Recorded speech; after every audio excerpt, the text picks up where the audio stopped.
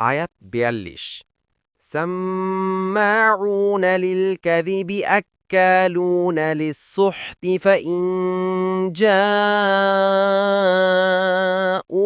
ফাহকুম বাইনাহুম আও আ'রিদ আনহুম ওয়া ইন তু'রিদ আনহুম ফালান ইয়াদুররুকা শাইআন ওয়া ইন হাকামতা ফাহকুম বাইনাহুম বিল কিসতি ইন্নাল্লাহা ইউহিব্বুল মুকসিতিন।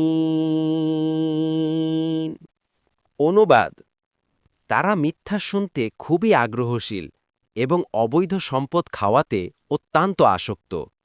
সুতরাং তারা যদি আপনার কাছে আসে তবে তাদের বিচার নিষ্পত্তি করবেন বা তাদেরকে উপেক্ষা করবেন। আপনি যদি তাদেরকে উপেক্ষা করেন তবে তারা আপনার কোনো ক্ষতি করতে পারবে না। আর যদি বিচার নিষ্পত্তি করেন তবে তাদের মধ্যে ন্যায় বিচার করবেন। নিশ্চয়ই আল্লাহ ন্যায়পরায়ণদেরকে ভালোবাসেন। তাফসির: ১ নং ফুটনোটের বিবরণ। ইহুদিদের চতুর্থ বদ্ধভ্যাস হচ্ছে উৎকোষ গ্রহণ। তারা সুহুত খাওয়ায় অভ্যস্ত। সুহুতের শাব্দিক অর্থ কোনো বস্তুকে মূলোৎপাতিত করে ধ্বংস করে দেয়া।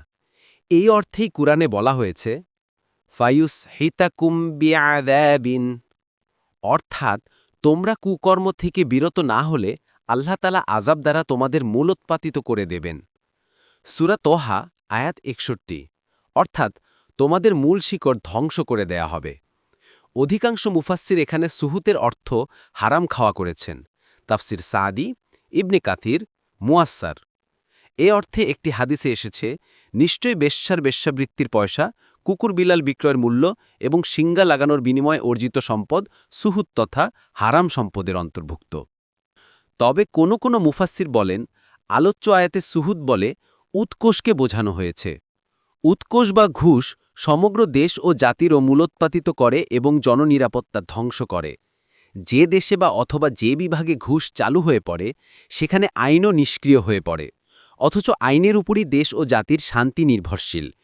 আইন নিষ্ক্রিয় হয়ে পড়লে কারও জানমাল ও ইজ্জতাবরু সংরক্ষিত থাকে না। ঘুষের উৎসমুখ বন্ধ করার উদ্দেশ্যে পদস্থ কর্মচারী ও শাসকদেরকে প্রদত্ত উপটোকনকেও সহিহ হাদিসে ঘুষ বলে আখ্যায়িত করে হারাম করে দেয়া হয়েছে। এক হাদিসে রাসূলুল্লাহ সাল্লাল্লাহু আলাইহি ওয়াসাল্লাম বলেন, আল্লাহ তাআলা ঘুষ দাতা এবং ঘুষ গ্রহীতার প্রতি অভিসম্পাত করেন এবং ওই ব্যক্তির প্রতিও যে উভয়ের মধ্যে দালালি বা মধ্যস্থতা করে।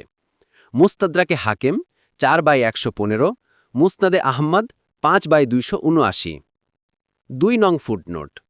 আলোচ্য আয়াতে রাসূল সাল্লাল্লাহু আলাইহি ওয়াসাল্লামকে ক্ষমতা দিয়ে বলা হয়েছে যে আপনি ইচ্ছা করলে তাদের মোকদ্দমার ফয়সালা করুন, নতুবা নির্লিপ্ত থাকুন। আরও বলা হয়েছে যে আপনি যদি নির্লিপ্ত থাকতে চান তবে তারা আপনার কোনো ক্ষতি করতে পারবে না। আরও বলা হয়েছে যদি আপনি ফয়সালাই করতে চান তবে ইনসাফ ও ন্যায় বিচার সহকারে ফয়সালা করুন, অর্থাৎ নিজ শরীয়ত অনুযায়ী ফয়সালা করুন। কেননা রাসূলুল্লাহ সাল্লাল্লাহু আলাইহি ওয়াসাল্লামের নবী হওয়ার পর পূর্ববর্তী সমস্ত শরীয়ত রহিত হয়ে গেছে।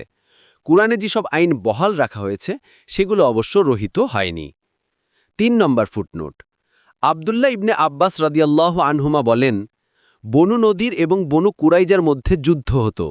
বনু নদীর বনু কুরাইজা থেকে নিজেদেরকে সম্মানিত দাবি করত।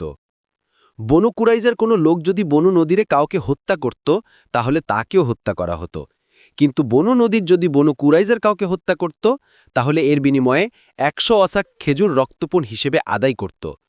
যখন রাসূল সাল্লাল্লাহু আলাইহি ওয়াসাল্লামকে আল্লাহ তাআলা মদিনায় পাঠালেন তখন বনু নদীরের এক লোক বনু কুরাইজার এক লোককে হত্যা করল। বনু কুরাইজা তাদের লোকের হত্যার বিনিময়ে কেসাস দাবি করল। তারা বলল, আমরা মুহাম্মদ সাল্লাল্লাহু আলাইহি ওয়াসাল্লামের নিকট যাব এবং শেষ পর্যন্ত তার কাছেই আসল। তখন আয়াত নাজিল হয়। আবু দাউদ ৪৪৯৪।